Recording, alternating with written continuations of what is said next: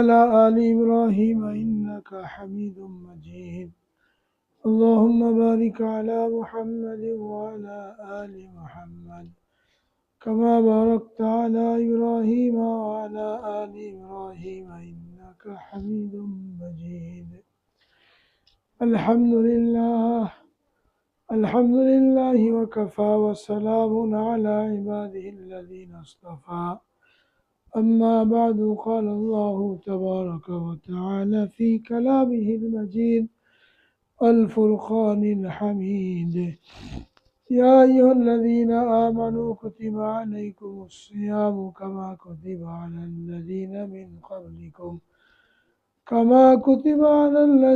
من قبلكم لعلكم تتقون. وقال رسول الله صلى الله عليه وسلم: من صام رمضان إيمانا واحتسابا غفر له ما تقدم من ذنبه، أو كما قال عليه الصلاة والسلام. صدق الله العظيم وصدق رسوله النبي الكريم، ونحن على ذلك من الشاهدين والشاكرين. الحمد لله رب العالمين. আলহামদুলিল্লাহ। মোহতারাম হাজিরিন, আল্লাহ রাব্বুল আলামিনের লাখ কোটি শুকরিয়া। রমজানের আগে আল্লাহ রাব্বুল আলামিন আমাদেরকে এই বছরের মতন শেষ মজলিসে উপস্থিত হওয়ার তৌফিক দান করেছেন। আজকের এই মজলিসটা অত্যন্ত গুরুত্বপূর্ণ। এরপরে রমজান মাস চলে আসবে। রমজানের পরে আবার আমরা একত্রিত হব। রমজান মাসে একত্রিত হওয়া যাবে না। এই জন্য আমরা রমজান মাস কিভাবে কাটাবো, রাসূল আকরাম সাল্লাল্লাহু আলাইহি ওয়াসাল্লাম রমজানের জন্য কিভাবে প্রস্তুতি নিয়েছেন, সাহাবায়ে কেরামকে কিভাবে প্রস্তুতি নেওয়ার জন্য নির্দেশ দিয়েছেন, এগুলো আমরা জানলে আমরাও সেইভাবে এখন থেকে প্রস্তুত হতে পারব। আগের যুগের উম্মত লম্বা লম্বা হায়াত পেত, 500 বছর, 800 বছর, 1000 বছর। এই লম্বা হায়াত পেয়ে তারা অনেক ইবাদত বন্দেগী করেছে। আমরা উম্মতে মুহাম্মাদি, আখেরি নবীর আখেরি উম্মত। আমাদের বয়স মাত্র 60-70 বছর। এই অল্প সময়ে আখেরাতের অনাদি অনন্ত জীবনের জন্য প্রস্তুতি নিতে হবে। প্রতিটি মুহূর্ত অত্যন্ত গুরুত্বপূর্ণ। আরবিতে প্রবাদ আছে, আল ওয়াক্তু আসমানু মিনাজ যাহাব। সময় স্বর্ণের চেয়ে মূল্যবান। টাকা দিলে স্বর্ণ কিনতে পাওয়া যাবে, যতই দাম হোক। কিন্তু যে সময়টা চলে গেল, যে সময় আমি একবার সুবহানাল্লাহ বললে জান্নাতে আমার জন্য একটা গাছ তৈরি হতো, যে গাছের ছায়ার মধ্যে একটা ঘোড়া যদি 100 বছর দৌড়ায় তাহলে সে ছায়া শেষ হবে না। একবার সুবহানাল্লাহ বললে। তো যে সময়টা চলে গেল, আমি সুবহানাল্লাহ বলতে পারি নাই, আলহামদুলিল্লাহ বলতে পারি নাই, ওটা আমার জীবনের কত বড় ক্ষতি হয়ে গেল।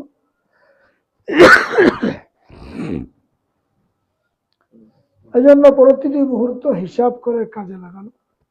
এই 60-70 বছরের জিন্দিগিটাই এমন ভাবে কাটাতে হবে যেন আমাদের আখিরাতের প্রস্তুতি সম্পন্ন হয়ে যায়। আমাদের 11 মাস আমলের মধ্যে যে ভুল ত্রুটি হয়, কমতি হয়, সেই ভুল ত্রুটি এবং কমতিটা আমরা যেন কাটিয়ে উঠতে পারি, এই জন্য আল্লাহ রাব্বুল আলামিন মেহেরবানি করে আমাদেরকে রমজান মাস দান করেছেন। রমজান মাসে ইবাদতের সওয়াব বাড়িয়ে দিয়েছেন। একটা ইবাদত করলে 70 গুণ নেকি বাড়িয়ে দিয়েছেন। একটা নফল আমল করলে সেটাকে ফরজের বরাবর করে দিয়েছেন। সালাম কে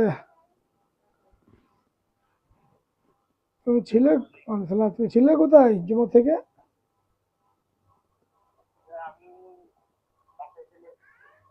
হ্যাঁ,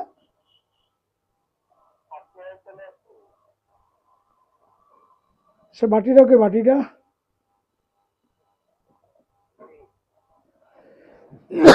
তোমাকে যে বাটি দিলাম বাটিটা কই?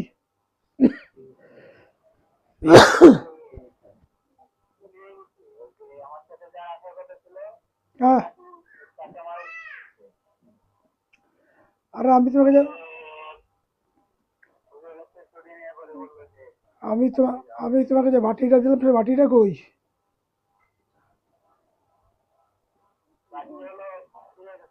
হ্যাঁ, 26।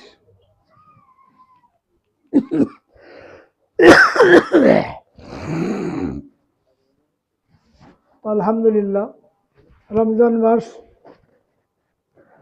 এই মাসে আল্লাহ রাব্বুল আলামিন এত বরকত দান করেছেন যে একটা ফরজকে 70টা ফরজের বরাবর করে দিয়েছেন, আর একটা নফলকে একটা ফরজের বরাবর করে দিয়েছেন।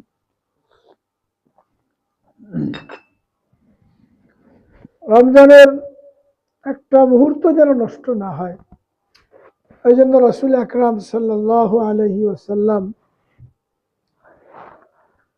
রমজান মাস আসার 2 মাস আগে থেকে দোয়া করতেন, আল্লাহুম্মা বারিক লানা ফি রজব ওয়া শাবান ওয়া বাল্লিগনা রমাজান। আল্লাহ, আমাদের শাবান আর রমজানে বরকত দাও, রজবে বরকত দাও, আমাদেরকে রমজান পর্যন্ত পৌঁছে দাও। একটা মানুষ 11 মাস হায়াত পেল, রমজান আগে মারা গেল, কত বড় ক্ষতিগ্রস্ত হলো যে অল্পের জন্য রমজানের ইবাদত থেকে বঞ্চিত হয়ে গেল। এই জন্য 2 মাস আগে থেকেই রাসূল আকরাম সাল্লাল্লাহু আলাইহি ওয়াসাল্লাম দোয়া করতে শুরু করতেন। রমজান আসার 1 দিন 2 দিন আগে সাহাবায়ে কেরামকে একত্রিত করে খুতবা দিয়েছিলেন যে এমন একটা মাস তোমাদের মাথার উপরে ছায়া করে আসছে, যে মাস অত্যন্ত বরকতপূর্ণ, যে মাসে আল্লাহ রাব্বুল আলামিন আমলের প্রতিদান বাড়িয়ে দেন। তো আল্লাহ পাকের মেহেরবানি, আর মাত্র 12-13 দিন বাকি আছে। আমরা এখন থেকে দোয়া করতে থাকি যেন আল্লাহ তাআলা আমাদের হায়াতকে বাড়িয়ে দিয়ে আমাদেরকে রমজান পর্যন্ত পৌঁছে দেন। রমজান মাসে আমাদের আকাবেরদের তরিকা ছিল, বুজুর্গদের তরিকা ছিল, তারা নফল আমল এবং কোরআন পাকের তেলাওয়াত এর পরিমাণটা বাড়িয়ে দিতেন। যেহেতু রমজান মাস কোরআন নাজিলের মাস, শাহরু রমাদান আল্লাযী উনজিলা ফীহিল কুরআন, রমজান মাসে কোরআন নাজিল হয়েছে। কোরআন নাজিলের মাস এই রমজান মাস।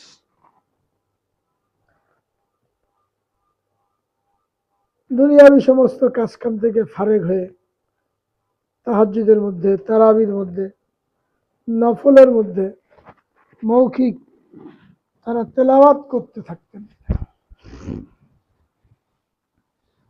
শাইখুল হাদিস জাকারিয়া রহমাতুল্লাহ আলাইহি যার লিখিত ফাজাইলে আমল আমরা পড়ি, ঘরে ঘরে তালিম করি, তার সম্পর্কে পাওয়া যায় যে উনি রমজানে 31 খতম করতেন, প্রত্যেকদিন 1 খতম করতেন, আর তারাবিতে 30 দিনে 1 খতম, 31 খতম হতো। ওনার ঘরের মহিলা যারা ছিল, মেয়েরা, তারা দৈনিক 15 থেকে 16 পারা পড়ত। কোনো কাজের বুয়া ছিল না, ঘরের কাজ নিজেরাই করত, এরপরেও তারা 15 পারা পড়ত দৈনিক। আমাদের ঘরে তো সব ঘরে কাজের বুয়া থাকে, রান্না বান্নাও তেমন থাকে না, কিন্তু আমাদের মা বোনরা ট্রেনে টুনে 1টা 2টা 3টা সর্বোচ্চ 3টে করতে পারলে মনে করো অনেক করে ফেলেছি। কোনো কাজ কাম নাই, বুয়া কাজ করে দিয়ে যাচ্ছে, রান্না বান্নাও তেমন কিছু থাকে না। তারপরে আমরা হিম্মত করি না।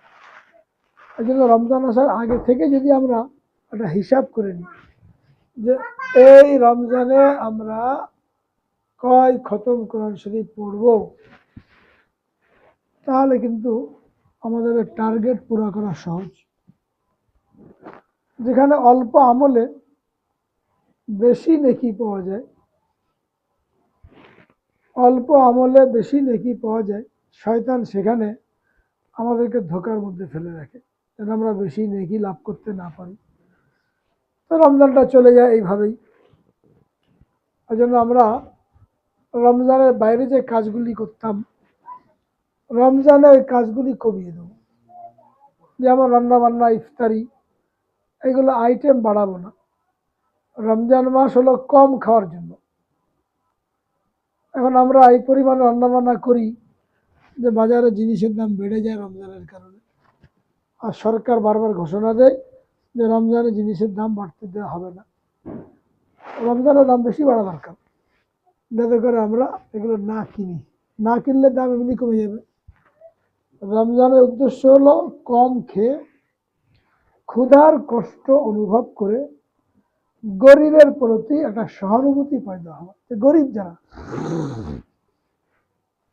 3 বেলা পেট ভরে খেতে পায় না, এরা কত ক্ষুধার কষ্ট করে, এটা চিন্তা করে একটু ক্ষুধার কষ্ট অনুভব করা। আর দ্বিতীয় উদ্দেশ্য আল্লাহ তাআলা বলে দিয়েছেন যে তোমাদের উপরে রমজানের রোজা ফরজ করা হয়েছে যাতে তোমরা তাকওয়া অর্জন করতে পারো। তাকওয়া কিসের দ্বারা আসবে? তাকওয়া আসবে যখন নফস কন্ট্রোলে থাকবে। নফস কন্ট্রোলে থাকবে কিসের দ্বারা? যখন আমার চাহিদা পুরো হবে না, খাওয়ার চাহিদা আমি পুরো করব না, একটু কষ্ট করব, তো নফস মরে যাবে। পেট যখন ভরা থাকে তখন শয়তান নফস গুনাহ করার জন্য উদ্বুদ্ধ করে। আর পেটে যদি ক্ষুধা থাকে তাহলে মন গুনার দিকে ধাবিত হয় না। এমনি খেয়াল করে দেখবেন, খুব খিদে লেগেছে, খানা পিনা কিছু নাই, তো তখন সামনে যতই ভালো কিছু আসুক, গুনার জিনিস দেখতে মন চায় না, খিদে লেগেছে। আর যখন পেট ভরা থাকে তখন গুনাহ করতে মন চায়। এই জন্য ক্ষুধার মাধ্যমে নফসকে কন্ট্রোল করা, আত্মশুদ্ধি করা, এটা হলো রমজানের মূল উদ্দেশ্য। এই কারণে আমরা একটু আমাদের খানা পিনার পরিমাণ কমিয়ে দেব, রান্না বান্নার পরিমাণ কমিয়ে দেব, এক তরকারি রান্না করব। ইফতারির সময় বেশি ভাজা পোড়া করতে যে, বেশি গরম গরম আইটেম খেতে যে দোয়া করতে ভুলে যায়। ইফতারির সময় দোয়া কবুল হয়, দোয়া করার সময় নেয়। মহিলারা চুলার মধ্যে এখনও রান্না নিয়ে ব্যস্ত, কয় আইটেম করা লাগে। একটা খেজুর, 2-4টে খেজুর, 1 গ্লাস পানি, ইফতারি হয়ে গেল। এবারে নামাজ পড়েন, নামাজ পড়ে খানা খেয়ে ফেলেন, 1 তরকারি 2 তরকারি দিয়ে। ইফতারির জন্য 15 মিনিট সময়, 10-15 আইটেম, আবার রাতে খানা, আবার সেহরি। তো লাভ কী হলো? অন্য সময় সকালে নাস্তা খায় 2 রুটি, 1টা ডিম বা ভাজি, ওই নাস্তার বদলে ইফতারি করলাম একেবারে প্লেট ভরে 10 রকমের তেলে ভাজা, হালিম, মোগলাই, আরও কত কিছু দিয়ে। তাহলে এখন নফস দমন না হয়ে নফস আরও কী হলো? মোটা হয়ে গেল। যার কারণে দেখা যায় যে রমজানেও আমরা গুনাহ পরিত্যাগ করতে পারি না। চোখের গুনাহ, কানের নাকের গুনাহ, এই গুনাহগুলো হতে থাকে। এই জন্য আমরা এখানে যারা উপস্থিত হয়েছি, আমরা খুব ভালো করে এখান থেকে পাক্কা এরাদা করে যাই যে এই রমজানে আমাদের খরচ সবচেয়ে কম হবে। বেশি বাজারও করতে দেবো না, বেশি রান্না বান্নার মধ্যে সময়ও কাটবে না। যা আপনি খরচ করার জন্য বাজেট করেছেন, এটা গ্রামে গরিব আত্মীয় স্বজন আছে, এদেরকে পাঠিয়ে দেন। শহরে গরিব লোকজন আছে, এদেরকে দিয়ে দেন। 1 তরকারি, এমনিতে বেশি কিছু লাগে না। ইফতারিতে যদি 2টো খেজুর, 1 গ্লাস পানি খেয়ে নামাজটা পড়ে ফেললাম, এরপর ভাত খেয়ে ফেললাম, এরপরে সেহরিও খাওয়া যায়। কিন্তু ইফতারিও খেলাম, এরপরে তারাবির আগে কিংবা পরে আবার ভাত খেলাম, খেয়ে ঘুমিয়ে পড়লাম, আবার 3টের সময়টা আবার খেলাম। তো খানাটা হজম হবে না, সারাদিন পেটে ব্যথা, চৌকা ঢেকর উঠবে, কষ্ট হতে থাকবে, অজু রাখা যাবে না, না তো নামাজ পড়া যাবে না তো কোরআন পড়া যাবে।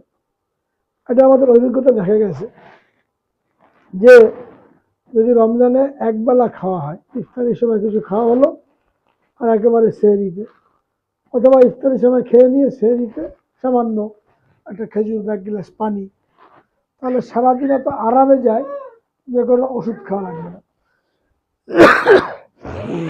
অনেকেরই গ্যাস্ট্রিক, গলা বুক জ্বলা, এইগুলো অভিযোগ থাকে রমজানে। এই রমজানে পরীক্ষা করে দেখেন যে একবেলা খাবো, হয় এই রাতে খাবো অথবা ওই রাতে খাবো, দেখবেন রমজান তো আরামে কাটবে, কোরআন শরীফ তেলাওয়াত করতে কোনো অসুবিধা হবে না। এটা আমরা একটা কাজ করব যে খাওয়ার পরিমাণ কমিয়ে দেব। ঘরে পুরুষ যারা আছে এদেরকে বলে দেবো বেশি বাজার না করতে। তারা যদি ফরমাইশ করে এদেরকে নিষেধ করে দেবো যে খেলাম তো অনেক 11 মাস, এই একটা মাস আমরা কষ্ট করি। এটা আমরা সকলে এখান থেকে পাক্কা এরাদা করে যাই। 2 নম্বর হলো, না খেয়ে থাকলে রোজা হয় না, রোজার কিছু আদব আছে। এই আদবগুলো যদি পুরা না করা হয় তাহলে কিন্তু না খেয়ে থাকাই হবে, রোজা হবে না। 6টা আদবের কথা বলবো, এটা আমরা মনে রাখি। আল্লাহ পাকের দরবারে আমার আপনার রোজা পরিপূর্ণ কবুল হওয়ার জন্য 6টা আদব পালন করতে হবে। এই আদবগুলো পালন না করলে না খেয়ে থাকা হবে, রোজা হবে না। হাদিসের মধ্যে বলা হয়েছে, রুব্বা সাইমিন লাইসা লাহু মিন সিয়ামিহি ইল্লাল জু' ওয়া রুব্বা কাইমিন লাইসা লাহু মিন কিয়ামিহি ইল্লাস সাহার। অনেক রোজাদার এমন আছে যাদের না খেয়ে থাকা ছাড়া আর কিছুই লাভ হয় না। অনেক রাত্রি জাগরণকারী এমন আছে, রাত জেগে তাহাজ্জুদ পড়ে ইবাদত করে, কিন্তু কোনো নেকি হয় না। এই রাত্রি জাগরণের কষ্ট ছাড়া আর কিছুই হয় না। 6টা আদব পালন করে রোজা রাখলে আশা করা যায় এই রোজাটা আমাদের কবুল হবে এবং রোজার উদ্দেশ্য হাসিল হবে। 1 নম্বর হলো চোখের হেফাজত করা। চোখ দ্বারা কত বড় বড় গুনাহ হয়। নারীর জন্য বেগানা পুরুষকে ইচ্ছাকৃত দেখতে থাকা, পুরুষের জন্য বেগানা নারীকে ইচ্ছাকৃত দেখা, এটা চোখের সবচেয়ে বড় গুনাহ, কবিরা গুনাহ। এই একটা গুনার কারণে মানুষ তার ইমানের স্বাদ হারিয়ে ফেলতে পারে। বেগানা মহিলাকে দেখলো কোনো পুরুষ, মনে মনে কল্পনা করলো, মজা নিল, এমন মারাত্মক গুনাহ। এই একটা গুনার কারণে সে নিজের ইমানের স্বাদ নষ্ট করে ফেলতে পারে, ইমান হারিয়ে ফেলতে পারে। মহিলাদের জন্য এরকম, যদিও মহিলারা বোরকা পরে থাকে, পুরুষ বোরকা পরে না, এর অর্থ না কোনো পুরুষকে উঁকি মেরে দেখতেই থাকলাম। হ্যাঁ, একবার নজর পড়ে এটা মাপ, কিন্তু দ্বিতীয়বার আবার আমরা পুরুষকে দেখতে থাকলাম, এটা কবিরা গুনাহ। অনেক মা বোনেরা মার্কেটে যায়, কাপড়ের দোকানে যায় কাপড় বানাতে দিতে, দর্জির সাথে কথা বলে, বারবার তার দিকে তাকাতে হয়। কোনো জিনিস কিনতে যায় মার্কেটে, সেখানেও বারবার যারা সেলসম্যান থাকে, দোকানদার থাকে, এদের সাথে কথা বলতে হয়, এদের সাথে তাকাতে হয়। এটা কিন্তু কবিরা গুনাহ। এটা মা বোনরা জানে কি জানে না, জানলেও মানে না। পুরুষদের সাথে যে তারা কেনাকাটা করে, পুরুষদের থেকে কেনাকাটা করে আসে। রমজানে একদম বাইরে বের হবো না, যা কিছু কেনার দরকার রমজানের আগেই কিনে রাখবো। যাদেরকে আল্লাহ তৌফিক দিয়েছেন, গার্মেন্টসের লোকগুলো ঈদের 2 দিন আগে বেতন পায়, এই জন্য ঈদের 2 দিন আগে মার্কেটে খুব ভিড় হয়। আমাদের যাদেরকে আল্লাহ রাব্বুল আলামিন সচ্ছলতা দিয়েছেন, টাকা পয়সা আছে, আমরা রমজানে বাইরে বের হব না, রোজার আগেই কাপড় চোপড় সব কিনে নিয়ে আসবো। এই জিনিসটা করলে আর কোনো বড় কালা মহিলা মার্কেটে দেখা যাবে না। এটা আমরা একটা প্ল্যান করে রাখি যে ছেলে মেয়ে, স্বামী, সন্তান, যার যা কাপড় দরকার এটা রোজার আগে কিনে রাখবো, যেন রোজার এই মহিমান্বিত মাসে আমাদেরকে মার্কেটে যেতে না হয়, ও আর পুরুষের সাথে কথাবার্তা বলতে না হয়। এটা একটা পদ্ধতি। একটা হলো খানা পিনা কমিয়ে দেবো, দুই হলো যা কিছু কেনার দরকার কাপড় চোপড় ঈদ উপলক্ষে রমজানের আগেই নিয়ে আসবো, যাতে রমজানে বের হতে না হয়, খামাকা ওই কোরআন তেলাওয়াতের সময়টা আমার মার্কেটে যে নষ্ট না হয়। 3 নম্বর হলো চোখের কথা বলছিলাম, যে চোখের হেফাজত, তো বাইরে বের হলে তো হেফাজত করা মুশকিল, এই জন্য রমজানে চেষ্টা করবো পুরাপুরি চোখের হেফাজত করার জন্য। 2 নম্বর জবানের হেফাজত, মুখকে কন্ট্রোল করা। রমজান মাসে অনর্থক কথাবার্তা বলা, গল্প গুজব করা, গালিগালাজ করা, খোঁটা দেওয়া, বদদোয়া দেওয়া, যেগুলো আমরা সারা বছর করি, এটা রমজানেও করে ফেলি, এরকম যেন না হয়। জবান দিয়ে আল্লাহর জিকির ছাড়া, ভালো কথা ছাড়া আর কোনো কথা বের না হয়। যা বলবো ভালো কথা বলবো। হাদিসের মধ্যে বলা হয়েছে মান সমাতা নাজা, যে চুপ থাকলো সে নাজাত পেয়ে গেল।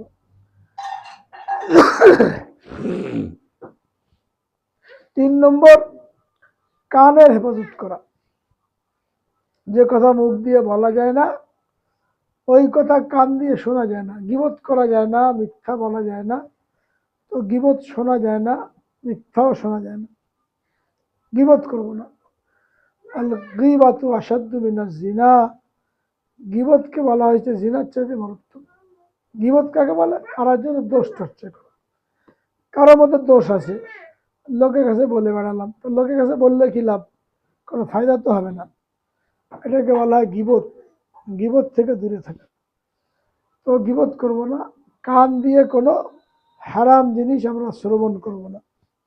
1 নম্বর আদব হলো চোখের হেফাজত করব, 2 নম্বর আদব হলো জবানের হেফাজত করব, 3 নম্বর আদব হলো কানের হেফাজত করব, 4 নম্বর আদব হলো হাত পা সহ অন্যান্য অঙ্গ প্রত্যঙ্গ, এইগুলোকে হেফাজত করব। হাত দিয়ে কাউকে মারবো না, কারো জিনিস ধরবো না, ঘুষ নেবো না, সুদ নেবো না। পা দিয়ে কোনো গুনার জায়গায় গমন করব না, অন্তরে কোনো খারাপ জিনিস কল্পনা করব না। সমস্ত অঙ্গ প্রত্যঙ্গগুলোকে হেফাজত করা। 5 নম্বর খানা যদি হালালও থাকে তারপরেও সেহরিতে কিংবা ইফতারিতে পেট ভরে না খাওয়া। খাওয়া থেকেই শারীরিক রোগের উৎপাদন হয়, আর শারীরিক রোগের কারণে মানসিক রোগের মধ্যে মানুষ পড়ে যায়। এই জন্য হালাল খানা হলেও বেশি খাবো না, যেটা শুরুতেই বললাম, কম খাওয়ার জন্য চেষ্টা করব। 6 নম্বর এত কিছু করার পরেও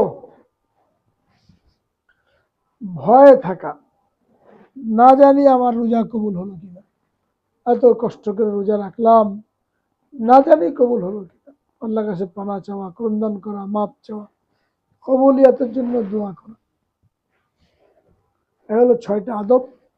এটা আমরা মনে রাখবো, খাতা কলম হলে লিখে রাখবো। আর কারো বইয়ের দরকার হলে ছোট বই, এখানে আদবগুলি লেখা আছে, রমজান কি করে কাটাবো লেখা আছে, এগুলো আমরা পরে সংগ্রহ করে নেব। তাহাজ্জুদে পাবন্দি করার জন্য চেষ্টা করব, যেহেতু সেহরির সময় উঠাই লাগে, একটু আগে উঠলাম, 2-4 রাকাত তাহাজ্জুদ পড়লাম।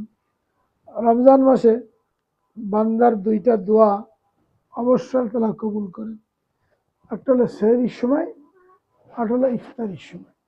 এমন যেন না হয় সেহরিতে অনেক আইটেম, খেতে খেতে টাইম শেষ, কোন ভাগে টাইম চলে গেছে, আজানও দিয়ে দিয়েছে, আমি খেয়ে যাচ্ছি, এরকম যেন না হয়। সেহরিতে, সেহরি খাওয়ার আগে কিংবা পরে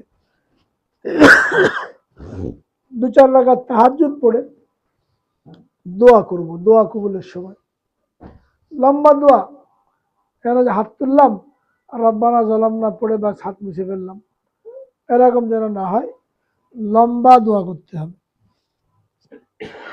ইফতারির সময় একটা দোয়া কবুল হয়, ওই সময় কমপক্ষে 15 মিনিট আগে ইফতারি রেডি করে যায়, ইফতারি করার দস্তখানে রেডি করে সবাই বসে পড়বো, বসে দোয়া শুরু করবো 10 মিনিট, নিজের জন্য, ছেলে মেয়ের জন্য, পরিবার পরিজনের জন্য, সারা বিশ্বের মানুষের জন্য, উম্মতে মুহাম্মাদের জন্য লম্বা দোয়া করব। এটা আমরা নিয়ত করি পাক্কা যে কমপক্ষে সেহরিতে 10 মিনিট দোয়া করব, ইফতারে 10 মিনিট দোয়া করব। দোয়া হলো দোয়া ও মুখুল ইবাদত, এবাদতের মগজ। এবাদত করলাম কিন্তু দোয়া করলাম না, আল্লাহর কাছে চাইলাম না। এই যে মানুষ কাজ করলো কারো বাড়িতে, বিকালের টাকা না নিয়ে চলে গেল, এগুলো কারা বোকা বলবে? আমরা আল্লাহর হুকুম পালন করলাম, রোজা রাখলাম, নামাজ কালাম করলাম, আল্লাহর কাছে চাইলাম না, বোকা। আল্লাহ তাআলা দেওয়ার জন্য প্রস্তুত। উদউনি আস্তাজিব লাকুম। আল্লাহ তাআলা কি বলছেন? বান্দা চাও, আমি তোমাকে তোমার দোয়া কবুল করব। দোয়া করো, কবুল করার জন্য তৈরি। রমজানের প্রত্যেকটা রাতে আল্লাহ রাব্বুল আলামিনের পক্ষ থেকে ঘোষণা হয়, কেউ আছে রিজিক প্রার্থী, তাকে আমি রিজিক দেব। কেউ আছে ক্ষমা প্রার্থী, আমি তাকে ক্ষমা করব। কেউ আছে অসুস্থ, তাকে আমি সুস্থ দান করব। আল্লাহ পক্ষ থেকে এলান হতে থাকে। আমরা ঘুরিয়ে থাকলাম, চাইলাম না। এই জন্য সেহরি টাইম শেষ হওয়ার কমপক্ষে 1 ঘন্টা আগে উঠার অভ্যাস করব। উঠে 2 রাকাত নামাজ পড়লাম, দোয়া করলাম, খানা আগে থেকে রান্না করে রাখি। অনেকে সকালে উঠে পরে রান্না করে, গরম গরম খাওয়া লাগবে।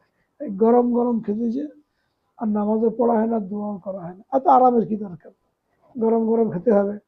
ওই রাতে রান্না করে রাখলাম, ভোর রাতে খেয়ে নিলাম, অসুবিধা একটু গরম করে নিলাম। আর চুলা হাঁড়ির মধ্যে হাঁড়ি বসিয়ে দিয়ে নামাজে মন বসবে, ভাত পুড়ে গেল, তরকারি পুড়ে গেল, নামাজ হবে না। রান্না বান্না আগেই শেষ। স্বামী সন্তান যারা আছে এদের ব্যাপারে খেয়াল করবো, এরা যেন 5 ওয়াক্ত নামাজ মসজিদে জামাতের সাথে পড়ে। তারাবির নামাজ যেন 20 রাকাত অবশ্যই পড়ে, ঘরে যেন না পড়ে, এটা আমরা খেয়াল করি। মা বোনদের দায়িত্ব ঘরের পুরুষদেরকে মসজিদে পাঠিয়ে দেওয়া। আর মোবাইল বন্ধ, কথাবার্তা বলা ছাড়া পুরা রমজান মাস মোবাইল বন্ধ রাখবো। না তো ইউটিউবে দেখার কিছু আছে, না তো ফেসবুকে যাওয়ার দরকার আছে, যা হচ্ছে হোক, দুনিয়া উল্টে যাক। আমার তো ইমানের হিসাব, আমার তো আমলের হিসাব। এই জন্য যদি হিম্মত করতে পারি, মোবাইল খুললেই গুনাহ, মোবাইল খুললেই গুনাহ। যতবার দিনদার হোক ইমানদার হোক, ফেসবুকে যাবে, ইউটিউবে যাবে, গুনাহ হতেই থাকবে। বেগানা মহিলাদের ছবি, ছবি দেখলেই গুনাহ। বাস্তবে দেখলে যেমন গুনাহ, ছবির মধ্যে দেখলে একই রকম গুনাহ। এই জন্য আমরা মোবাইল বন্ধ রাখবো, মোবাইল চালাবো না। এইভাবে যদি মোটামুটি আমরা আমাদের সময়গুলোকে কাটাতে পারি, তাহলে আশা করা যায় যে আমাদের এই রমজানটা কবুল হবে। সময় যেহেতু কম, আমার গলা বসে গেছে, এই জন্য রমজান কীভাবে কাটাবো এই সম্পর্কে অল্প কিছু কথা বললাম। বিস্তারিত জানতে চাইলে আমার যে বই আসছে নতুন, রোজা, তারাবি, এতেকাফ, কীভাবে রোজা রাখবো, কি আমল করব, রোজা কিসে ভাঙ্গে কিসে ভাঙ্গে না, তারাবি কীভাবে পড়তে হবে, এতেকাফ করতে চাইলে মহিলা পুরুষদের জন্য কীভাবে করতে হবে, এটা আপনারা পরে ডাক্তার সাহেবের কাছ থেকে সংগ্রহ করবেন। আর এই কথাগুলো বাড়িতে আলোচনা করবেন এবং এই বইটা নিয়ে ঘরে তালিম করবেন। আল্লাহ রাব্বুল আলামিন সবাইকে কবুল করেন, তৌফিক দান করেন। আখিরু দাওয়ানা আলহামদুলিল্লাহি রাব্বিল আলামিন।